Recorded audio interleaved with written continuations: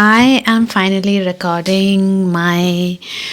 I don't want to call it review, but the feelings that I'm sitting with after reading Arundhati Roy's Mother Mary Comes to Me. This is part two. I did a part one where I read about 20% of the book and shared my feelings around it. Now it's been a week since I finished the book, so this has been long pending. And there was so much that I wanted to share and talk about, and so it was easier for me to write it down. So today I decided to actually type it because last time I wrote it with hand and then I struggled to read from it. It didn't make sense to me. So now this time I typed it out and I rechecked the grammar so that the reading would be more pleasant. So I wrote it like I would write like a piece for my blog or something. So let's go. I have my warm. Was that gross? Grotesque. But I have my warm green tea.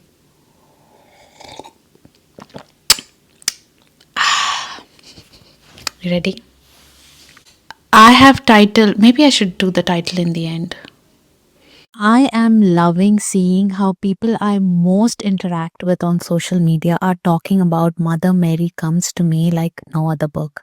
And rightly so, because Arundhati Roy is one of the most important voices of our time. Many of us early millennials grew up knowing her work. From the National Award winning screenplay in which Annie gives it those ones to the Booker Prize for The God of Small Things, and later her powerful essays and non-fiction that continue to stir the pot and challenge the dominant culture in ways someone needed to. Even if you didn't agree with her, you had to admire her courage, her refusal to settle into comfort, because comfort for a thinker in today's world often means being absorbed into the status quo. I had always wondered where she found that steel in her spine, that clarity to do what she did, to be entirely herself, refuse to step into ready made molds. In India, if you wanted to be taken seriously as an activist, you were expected to fit a type. The cotton sari, bindi wearing austere moralist, or on the other side, the elite, well connected, intellectual, rabble rouser, untouchable in their privilege.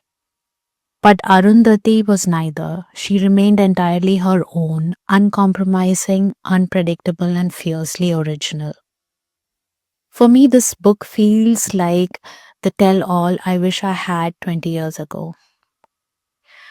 I I have always felt a cultural and experiential closeness to Arundhati Roy, and I often wondered how a woman who truly lived on her own terms dealt with the challenges life threw at her. Back then, I felt alone in that struggle. I didn't know anyone around me who seemed to be going through the same thing, but they were, I'm sure. We just didn't have the kind of safe spaces to talk about it openly like we do now. Now, having said that, I'm in awe of her. I'm not entirely Arundhati enough. Just as she writes in her book, I wasn't Christian enough, I wasn't Hindu enough, I wasn't communist enough. In her interviews, she explains that she's glad not to be confined by those limiting structures. I admire her deeply, and like I just said, I'm in awe of her. Yet, I'm not fully convinced by all of her politics. Mostly yes, but entirely no. But that's something I'll come back to later. For now, I want to dive into what makes Mother Mary Comes to Me the kind of memoir I wouldn't expect anything less from. Honest, layered, and exactly what you'd hope for from a writer and thinker like her. As always, Arundhati refuses to separate the personal from the political. This mother daughter story is not just about the two women and their relationship through the eyes of the author. It's also about power, gender, class, faith, and the stubbornness of love. She writes with the clarity of someone who spent a lifetime holding contradictions without trying to resolve them. The result is a memoir that feels both fiercely intimate Do you understand how radical that is? This quality is something she's had since the time of In Which Annie Gives It Those Ones. If you know that film, you know what I'm talking about. It's drawn from her own experiences in architecture school, and even then, she used architecture to make a political statement about the widening gap between the elite and the non elite, the citizen and the non citizen, the oppressed and the oppressor. In one unforgettable moment, her character, an architecture student presenting her final thesis, says something along the lines of, maybe there are no solutions. Maybe not wanting to be an architect is the solution. Imagine that. After spending 5 years in school, going through everything she did, which she also reflects in her memoir, her conclusion is this isn't working. Maybe it all needs to be burned down to start again. That to me is the heart of her genius. She doesn't just criticize systems, she questions the very desire to belong to them. It's the same honesty that runs through Mother Mary Comes to Me. She isn't romanticizing her past or turning her mother into something larger than life. Instead, she writes with a clear understanding of how their lives are entangled. She became, as she calls herself, the valiant organ child, the lung that helped her mother breathe through the weight of her own battles. Along with her brother, she absorbed the darkness so her mother could project light into the world. And yet, within the very society her mother challenged, through her court cases, nourished through her school, and transformed through her insistence on dignity and power for women, Arundhati would carve out a space for herself to thrive as a writer, a woman, and a thinker who could speak without fear. In many ways, her mother's defiance became the soil from which her own voice would grow. Mother Roy encouraged her daughter to write from a young age. Arundhati reflects that her own childhood writings, which may have seemed like nonsense to others, were kept safe by her mother for reasons that she did not understand. But that became a kind of ritual of honesty and expression before there were rules for it. In her later years, she writes about putting in the work to find her own language before she could truly see herself as a writer ready to share her work in the world. She describes it as slow, deliberate process, almost like wanting for the right rhythm to arrive. That feels important to me because the kind of language she seeks is not just a tool for storytelling, it's a form of integrity. I don't think anyone ever senses hesitation in her writing. What you see instead is the result of that inner work, a voice so assured and raw that it holds its truth without compromise. Through this memoir, I loved learning how that voice was forged.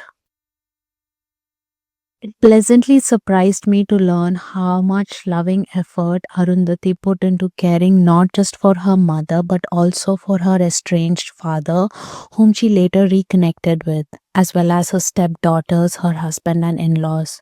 For someone with her reputation for radical personal choices, unconventional partnerships, political fearlessness, and her willingness to step down from the pedestal the world placed her on, it was grounding to witness her quiet acts of care. I needed to feel that warmth, that very human willingness to set aside one's own boundaries for the sake of family. Allowing your sense of self or personal space to be compromised in moments of love and responsibility is something we rarely talk about with empathy. We need to normalize that tension because there's a lot of learning in it. I'm not saying one should entirely lose oneself or avoid it altogether. But for me, someone like Arundhati acknowledging those compromises, the things we do for our families, even when they do not align with our ideas, humanizes her. It takes her from being an almost unreachable role model to someone I feel close to. That softness and then the tearing away from it to return to her work and her truth, especially in her later non-fiction, moved me deeply. As I come to end, oh, as I come to the end of this, I want to return to what I promised in the beginning. I don't entirely agree with her politics. She's unwavering in her beliefs, while I allow myself a little room for confusion. Even as I write this, I can feel the anxiety of being misunderstood, but I'm going to try anyway. That little bit of bendability might be my shortcoming, yet, as a therapist and as a person navigating this complex human experience, it also helps me stay curious when the hardest things are thrown at me. What we call fascism in India today has beneath it begun to represent a spectrum of sentiments, or perhaps it has co opted sentiments that never received enough empathy. Maybe that's where my admiration for her truly lies, not in agreeing with everything she says, but in watching how fearlessly she stands for what she believes. Her clarity challenges my hesitation. My hesitation reminds me to listen. Between those impulses, I find something worth holding on to. Perhaps that is the real gift of reading her, to be reminded that conviction and curiosity can coexist, that disagreement does not have to cancel reverence.